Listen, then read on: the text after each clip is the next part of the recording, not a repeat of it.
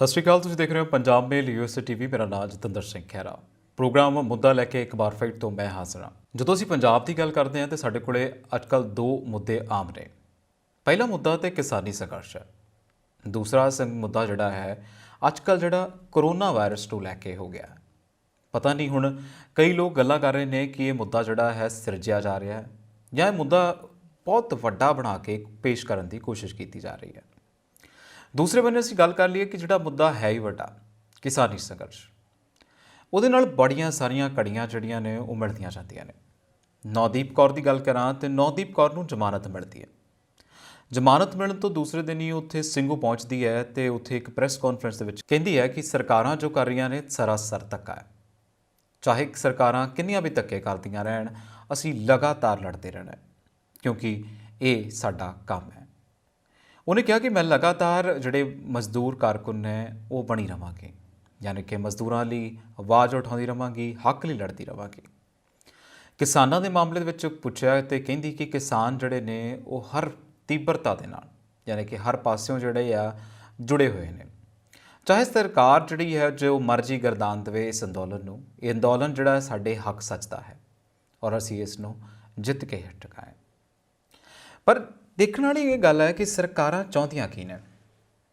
ਲਗਾਤਾਰ ਜੇ ਅਸੀਂ ਗੱਲ ਕੀਤੀ ਜਾਵੇ ਸਾਨੂੰ ਲੱਗਦਾ ਕਿ ਟੂ ਮੈਨ ਸ਼ੋਅ ਚੱਲਣ ਡਿਆ।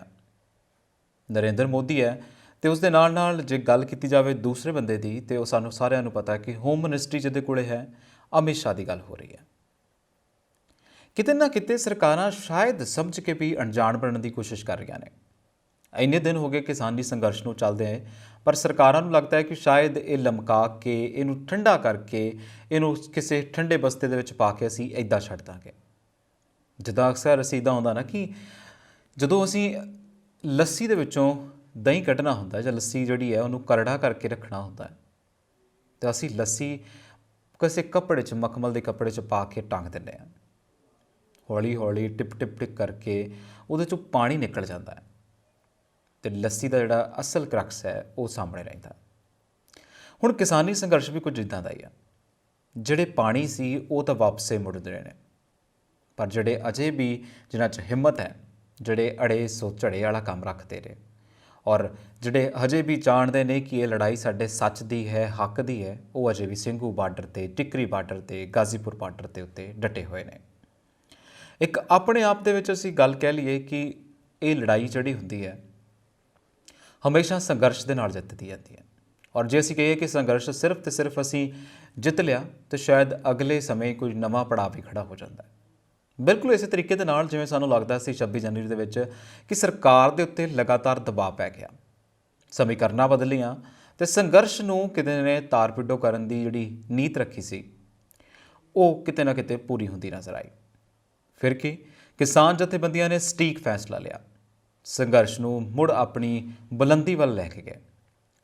ਟਿਕੈਤ ਜਿਹਨੂੰ ਅਸੀਂ ਕਦੇ ਬੀਜੇਪੀ ਦਾ ਆਦਮੀ ਕਹਿੰਦੇ ਸੀਗੇ, ਉਹਨੇ ਲਗਾਤਾਰ ਪ੍ਰੂਫ ਕਰਦਾ ਨਜ਼ਰ ਆਇਆ ਕਿ ਮੈਂ ਗਲਤੀ ਕਰ ਲਈ ਬੀਜੇਪੀ ਦਾ ਸਾਥ ਦੇ ਕੇ। ਬਹੁਤ ਵਾਰ ਸਟੇਜ ਤੋਂ ਵੀ ਬੋਲਦਾ ਹੈ ਕਿ ਇਹ ਬੀਜੇਪੀ ਜਿਹੜੀ ਹੈ ਇੰਨੀ ਮਾੜੀ ਨਿਕਲੇਗੀ ਸ਼ਾਇਦ ਮੈਂ ਕਦੀ ਨਹੀਂ ਸੋਚਿਆ। ਫਿਰ ਸਾਡੇ ਕੋਲੇ ਰਾਜਨਾਥ ਸਿੰਘ ਦੀ ਗੱਲ ਆਉਂਦੀ ਹੈ। ਰਾਜਨਾਥ ਸਿੰਘ ਹਰ ਗੱਲ ਤੇ ਕਹਿੰਦੇ ਆ ਕਿ ਮੈਂ ਕੜੀ ਨਿੰਦਾ ਕਰਤਾ ਹਾਂ। ਰਾਕੇਸ਼ ਟਿਕੈਤ ਨੂੰ ਪਤਾ ਨਹੀਂ ਕਿਉਂ ਇੰਨਾ ਜਿਹੜਾ ਯਕੀਨ ਹੈ ਉਹ ਰਾਜਨਾਥ ਸਿੰਘ ਦੇ ਉੱਤੇ ਹੈ। ਪਤਾ ਨਹੀਂ ਰਾਜਨਾਥ ਸਿੰਘ ਦੇ ਕੋਲ ਕਿਹੜੀ ਪਾਵਰ ਹੈ ਜਿਹਨੂੰ ਲੱਗਦਾ ਹੈ ਕਿ ਉਹ ਵਰਤ ਕੇ ਕਿਸਾਨੀ ਸੰਘਰਸ਼ ਦੀਆਂ ਜਿਹੜੀਆਂ ਮੰਗਾਂ ਨੇ ਉਹਨੂੰ ਪੂਰੀਆਂ ਕਰ ਸਕਦੇ ਨੇ। ਰਾਕੇਸ਼ ਟਿਕੈਤ ਨੇ ਕਿਹਾ ਕਿ ਰਾਜਨਾਥ ਸਿੰਘ ਨੂੰ ਗੱਲ ਕਰਨ ਦਿਓ, ਰਾਜਨਾਥ ਸਿੰਘ ਦੇ ਹੱਥ ਖੋਲ੍ਹ ਦਿਓ ਤਾਂ ਜੋ ਉਹ ਡਿਸੀਜ਼ਨ ਲੈ ਕੇ ਇਸ ਸੰਘਰਸ਼ ਨਾਲ ਚੰਗੇ ਤਰੀਕੇ ਨਾਲ ਨਿਪਟ ਸਕੇ। ਹੁਣ ਸੰਘਰਸ਼ ਨੂੰ ਵੀ ਕਾਫੀ ਲੰਮਾ ਸਮਾਂ ਹੋ ਗਿਆ, ਬਹੁਤ ਸਾਰੀਆਂ ਅਣਮੁੱਲੀਆਂ ਜਾਨਾਂ ਵੀ ਜਾ ਚੁੱਕੀਆਂ ਨੇ। ਬੜੇ ਅਜੀਬੋ ਗਰੀਬ ਤਰੀਕੇ ਦੇ ਨਾਲ ਲੋਕੀ ਸੰਘਰਸ਼ ਦੀਆਂ ਗੱਲਾਂ ਕਰਨੀਆਂ ਸ਼ੁਰੂ ਕਰ ਰਹੇ ਨੇ। ਅੱਛਾ, ਉਹ ਸੰਘਰਸ਼ ਉੱਥੇ ਤਾਂ ਹੁਣ ਕੁਝ ਰਿਹਾ ਹੀ ਨਹੀਂ ਹੈ। ਮੈਂ ਅਕਸਰ ਕਈ ਜਿਹੜੇ ਮੇਰੇ ਮਿੱਤਰ ਆ ਜਿਹੜੇ ਤਵੱਕੋ ਨਹੀਂ ਰੱਖਦੇ, ਉਹਨਾਂ ਦੇ ਨਾਲ ਗੱਲ ਕੀਤੀ ਤੇ ਪੁੱਛਿਆ ਕਿ ਕਿਉਂ ਨਹੀਂ।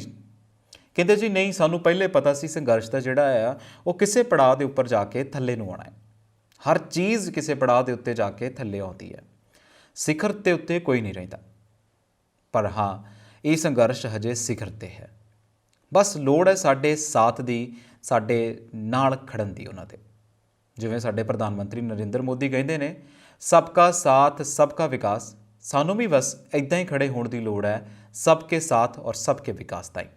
पर ਇਹ ਜਿਹੜਾ ਵਿਕਾਸ ਹੋਏਗਾ ਇਹ ਸਾਡਾ ਆਪਣਾ ਹੋਏਗਾ। ਜੇ ਅਸੀਂ ਸੰਘਰਸ਼ ਦੇ ਨਾਲ ਮੋਢੇ ਨਾਲ ਮੋਢਾ ਜੋੜ ਕੇ ਖੜੇ ਰਹੇ ਤੇ ਮੈਨੂੰ ਲੱਗਦਾ ਹੈ ਕਿ ਅਸੀਂ ਦੂਰ ਤੱਕ ਜਾਵਾਂਗੇ ਔਰ ਇਹ ਜਿਹੜੀ ਜੰਗ ਅਸੀਂ ਵਿੰਢੀ ਹੈ ਸਰਕਾਰ ਖਿਲਾਫ, ਉਹ ਜੰਗ ਸਾਡੇ ਨਾਮ ਹੋਏਗੀ। ਦੂਸਰੇ ਬੰਨੇ ਅੱਜ ਇੱਕ ਵੱਡੀ ਖਬਰ ਵੱਖਰੀਆਂ ਅਖਬਾਰਾਂ ਦੇ ਵਿੱਚ ਛਪੀ ਹੈ।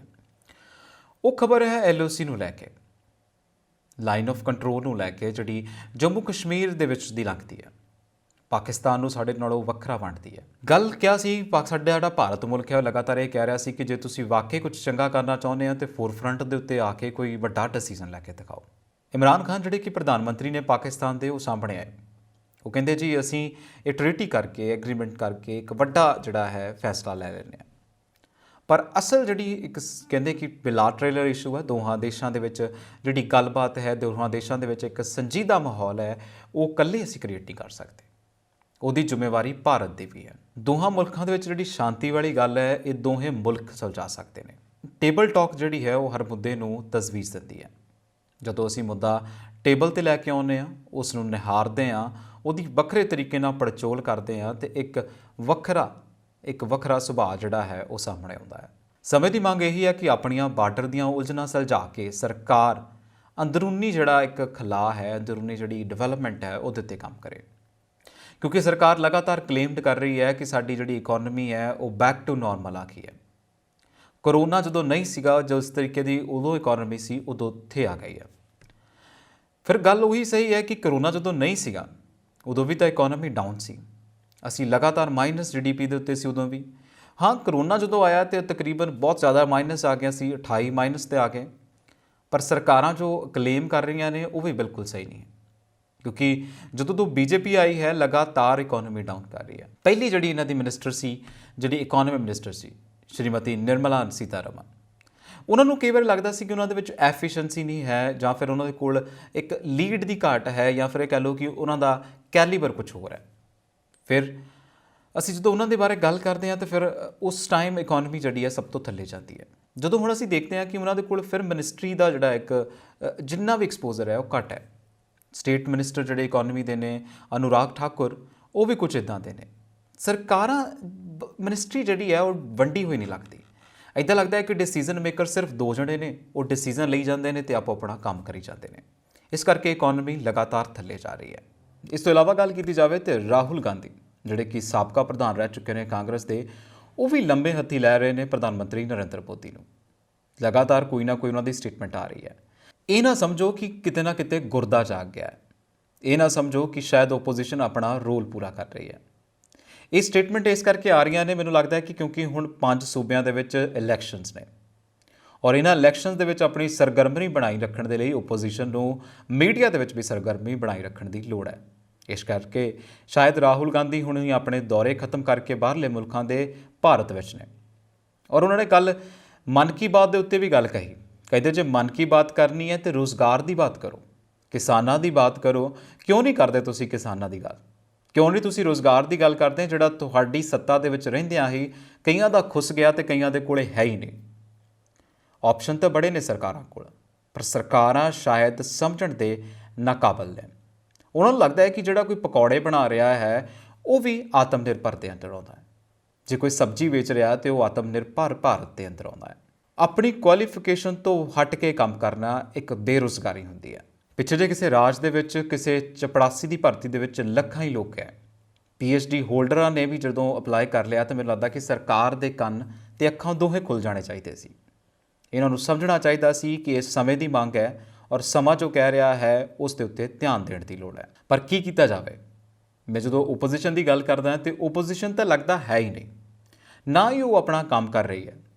ਰਾਹੁਲ ਗਾਂਧੀ 4 ਦਿਨ ਐਕਟਿਵ ਹੁੰਦੇ ਨੇ, 2 ਦਿਨ ਫਿਰ ਕਿਤੇ ਜਾਂਦੇ ਨੇ, ਫਿਰ ਮਹੀਨੇ ਬਾਅਦ ਐਕਟਿਵ ਹੁੰਦੇ ਨੇ ਤੇ ਫਿਰ ਗੱਲਾਂ ਕਰਦੇ ਨੇ। ਕਹਿੰਦੇ ਜੀ ਸਰਕਾਰ, ਕਹਿੰਦੇ ਰਾਹੁਲ ਗਾਂਧੀ ਹੁਣੀ ਕਹਿੰਦੇ ਜੀ ਚੀਨ ਤੋਂ ਡਰ ਗਈ ਆ। ਹੋ ਵੀ ਸਕਦਾ ਹੈ, ਕਿਉਂਕਿ ਜੋ ਕਲੇਮ ਕੀਤਾ ਜਾ ਰਿਹਾ ਸੀ ਉਹ ਕੁਝ ਹੋਰ ਸੀ, ਜੋ ਕੁਝ ਹੋ ਰਿਹਾ ਹੈ ਉਹ ਕੁਝ ਹੋਰ ਸੀ। ਰਾਹੁਲ ਗਾਂਧੀ ਦਾ ਤਾਂ ਇਹ ਵੀ ਕਹਿਣਾ ਹੈ ਕਿ ਤੁਸੀਂ ਜਿਹੜਾ ਹੈ ਕਿਤੇ ਨਾ ਕਿਤੇ ਜ਼ਮੀਨ ਜਿਹੜੀ ਦੇ ਦਿੱਤੀ ਹੈ ਔਰ ਇਸ ਜ਼ਮੀਨ ਨੂੰ ਦਿੱਤੇ ਤੁਸੀਂ ਪਛਤਾਉਣ ਤੋਂ ਇਲਾਵਾ ਸਾਡੇ ਹੱਥ ਕੁਝ ਨਹੀਂ ਰਹਿਣਾ। ਹੋ ਵੀ ਸਕਦਾ ਹੈ, ਕਿਉਂਕਿ ਪਹਿਲਾਂ ਸਾਡੇ ਕੋਲ ਜਿਹੜੀ ਖਬਰ ਆਉਂਦੀ ਸੀ ਉਹ ਕਹਿੰਦੇ ਸੀ ਜੀ ਟ੍ਰੀਟੀ ਹੋ ਗਈ, ਸਮਝੌਤਾ ਹੋ ਗਿਆ, ਹੁਣ ਦੋਹਾਂ ਨੇ ਆਪਣੀਆਂ ਫੌਜਾਂ ਬਾਹਰ ਕੱਢ ਲਈਆਂ ਨੇ। ਪਰ ਫਿਰ ਬਾਅਦ ਵਿੱਚ ਪਤਾ ਲੱਗਾ ਕਿ ਬੇਸ ਜਿਹੜੇ ਨੇ ਉਹ ਨਹੀਂ ਕਿਸੇ ਨੇ ਛੱਡੇ। ਸਿਰਫ ਤੇ ਸਿਰਫ ਜਿਹੜੀਆਂ ਅੱਗੇ ਫੌਜਾਂ ਗਈਆਂ ਸੀ ਉਹਨਾਂ ਨੂੰ ਪਿੱਛੇ ਬੁਲਾਇਆ। ਬੇਸ ਜਿਹੜਾ ਹੈ ਉਹ ਉੱਥੇ ਦਾ ਉੱਥੇ ਹੀ ਹੈ। ਜੇ ਬੇਸ ਉੱਥੇ ਦਾ ਤਾਂ ਫਿਰ ਤੁਹਾਡਾ ਸਮਝੌਤਾ ਕੀ ਹੋਇਆ, ਤੁਹਾਡਾ 1 to 1 ਕੀ ਹੋਇਆ। ਫਿਰ ਦੂਸਰੇ ਬੰਨੇ ਜੇ ਗੱਲ ਕੀਤੀ ਜਾਵੇ ਰਾਹੁਲ ਗਾਂਧੀ ਦੀ, ਤੇ ਰਾਹੁਲ ਗਾਂਧੀ ਨੇ ਕਿਹਾ ਕਿ ਸੰਘੀ ਢਾਂਚੇ ਨੂੰ ਖਤਰਾ ਹੈ। ਜਿੱਥੇ ਕਹਿੰਦੇ ਕਿ ਨਿਆਂਪਾਲਿਕਾ ਜਿਹੜੀ ਹੈ ਉਹ ਸਰਕਾਰ ਦੀ ਤੂਤੀ ਬੋਲਣ ਲੱਗ ਪਵੇ ਤਾਂ ਫਿਰ ਉਹਨੂੰ ਅਸੀਂ ਲੋਕਤੰਤਰ ਨਹੀਂ ਕਹਿੰਦੇ। ਉਹਨਾਂ ਨੇ ਸਿੱਧਾ ਨਿਸ਼ਾਨਾ ਜਿਹੜਾ ਹੈ ਜੱਜਾਂ ਦੇ ਉੱਤੇ ਛਾਪਿਆ। ਕਹਿੰਦੇ ਕਿ ਜਦੋਂ ਜੱਜ ਜਿਹੜੇ ਨੇ ਸਰਕਾਰਾਂ ਦੇ ਹਿੱਤ ਦੇ ਵਿੱਚ ਫੈਸਲੇ ਲੈਣ ਤੇ ਫਿਰ ਅਸੀਂ ਲੋਕਤੰਤਰ ਦੀ ਦੁਹਾਈ ਨਹੀਂ ਮੰਗਣ ਦੇ ਯੋਗ ਹਾਂ। ਸ਼ਾਇਦ ਮੈਨੂੰ ਲੱਗਦਾ ਹੈ ਕਿ ਇਹ ਚੀਜ਼ ਸਾਨੂੰ ਕਿਸੇ ਨਾ ਕਿਤੇ ਐਕਸਪਲੇਨ ਕਰਨ ਦੀ ਲੋੜ ਨਹੀਂ, ਕਿਉਂਕਿ ਜੋ ਕਿਸਾਨੀ ਸੰਘਰਸ਼ ਦੇ ਨਾਲ ਹੋਇਆ, ਜੋ ਕਿਸਾਨੀ ਸੰਘਰਸ਼ ਦੇ ਮੋਹਰੀਆਂ ਦੇ ਨਾਲ ਹੋਇਆ, ਇੱਕ ਆਪਣੇ ਆਪ ਦੇ ਵਿੱਚ ਸਵਾਲੀਆ ਨਿਸ਼ਾਨ ਸੀ ਨਿਆਂਪਾਲਿਕਾ ਦੇ ਉੱਤੇ ਵੀ। ਦੂਸਰੇ ਬੰਨੇ ਅਸੀਂ ਗੱਲ ਕਰਦੇ ਹਾਂ ਕਿ ਸਰਕਾਰ ਦੇਸ਼ ਦਰੋਹ ਨੂੰ ਅੱਜ ਕੱਲ੍ਹ ਕਾਮਨ ਬਣਾ ਰਹੀ ਹੈ। ਰਾਹੁਲ ਗਾਂਧੀ ਨੇ ਵੀ ਗੱਲ ਕਹੀ ਕਿ ਦੇਸ਼ ਦਰੋਹ ਨੂੰ ਜਿਹੜਾ ਹੈ ਆਪਣੀ ਲੋੜ ਅਨੁਸਾਰ ਨਹੀਂ ਵਰਤਣਾ ਚਾਹੀਦਾ। ਵਾਕਈ ਇੱਦਾਂ ਲੱਗਦਾ ਕਿ ਸਰਕਾਰਾਂ ਏਜੰਸੀਆਂ ਨੂੰ ਔਰ ਇੱਦਾਂ ਦੇ ਐਕਟ ਜਿਹੜੇ ਨੇ ਉਹਨਾਂ ਨੂੰ ਆਪਣੀ ਲੋੜ ਅਨੁਸਾਰ ਵਰਤ ਰਹੀ ਹੈ। ਜਿੱਥੇ ਕੋਈ ਇਹਨਾਂ ਦੇ ਖਿਲਾਫ ਬੋਲਦਾ ਹੈ ਉੱਥੇ ਇੱਦਾਂ ਦੇ ਜਿਹੜੇ ਐਕਟ ਨੇ ਉਹ ਲੱਗਣੇ ਸ਼ੁਰੂ ਹੋ ਜਾਂਦੇ ਨੇ। ਸਰਕਾਰਾਂ ਦੀਆਂ ਇਹ ਨੀਤੀਆਂ ਕਿਸੇ ਨਾ ਕਿਸੇ ਤਰੀਕੇ ਘਾਤਕ ਕਰ ਦੇਣ ਵਾਲੀਆਂ ਨੇ। ਅੱਛਾ, ਹੁਣ ਸਾਡੇ ਕੋਲੇ ਰੰਜਨ ਗੋਗੋਈ ਆਉਂਦੇ ਨੇ ਜਿਹੜੇ ਸਾਡੇ ਸਾਬਕਾ ਚੀਫ ਜਸਟਿਸ ਸੀਗੇ। ਉਹਨਾਂ ਦੇ ਉੱਤੇ ਮਾਨਹਾਨੀ ਦਾ ਕੇਸ ਲਾਉਣ ਦੀ ਗੱਲ ਕੀਤੀ ਜਾਂਦੀ ਹੈ, ਪਰ ਫਿਰ ਕੇ ਵੇਣੂਗੋਪਾਲ ਜਿਹੜੇ ਸਾਡੇ ਅਟਾਰਨੀ ਜਨਰਲ ਆਫ ਇੰਡੀਆ ਨੇ ਉਹ ਕਹਿੰਦੇ ਜੀ ਨਹੀਂ, ਇਹ ਨਹੀਂ ਹੋ ਸਕਦਾ। ਰਾਹੁਲ ਗਾਂਧੀ ਇੱਥੇ ਵੀ ਗੱਲ ਕਰਦੇ ਆ, ਕਹਿੰਦੇ ਕਿ ਐਡੀ ਵੱਡੀ ਪੋਸਟ ਤੋਂ ਕੁਝ ਸਮਾਂ ਪਹਿਲਾਂ ਵਿਹਲੇ ਰਹਿਣਾ ਚਾਹੀਦਾ ਤੇ ਫਿਰ ਉਹਨਾਂ ਨੂੰ ਕੋਈ ਇੱਦਾਂ ਦਾ ਪੋਰਟਫੋਲੀਓ ਦੇਣਾ ਚਾਹੀਦਾ। ਵਾਕਈ ਸਾਨੂੰ ਵੀ ਇੱਦਾਂ ਲੱਗਦਾ ਕਿ ਕੁਝ ਸਮਾਂ ਤੇ ਦੇਖਣਾ ਚਾਹੀਦਾ ਹੈ, ਕੁਝ ਸਮਾਂ ਤੇ ਫ੍ਰੀ ਰਹਿ ਕੇ ਦੇਖਣਾ ਚਾਹੀਦਾ, ਕਿਉਂਕਿ ਬਹੁਤ ਸਾਰੇ ਲੋਕ ਹੋਰ ਵੀ ਫ੍ਰੀ ਨੇ। ਬਹੁਤ ਸਾਰੇ ਨੌਜਵਾਨ ਫ੍ਰੀ ਨੇ ਜਿਹੜੇ ਗ੍ਰੈਜੂਏਸ਼ਨ ਕਰਦੇ ਨੇ, ਪੋਸਟ ਗ੍ਰੈਜੂਏਸ਼ਨ ਕਰਦੇ ਨੇ, ਇੰਜੀਨੀਅਰਿੰਗ ਕਰਦੇ ਨੇ ਔਰ ਉਹ ਆਪਣੇ ਮੁਲਕ ਦੇ ਵਿੱਚ ਰੋਜ਼ਗਾਰ ਤੋਂ ਵਾਂਝੇ ਰਹਿ ਜਾਂਦੇ ਨੇ।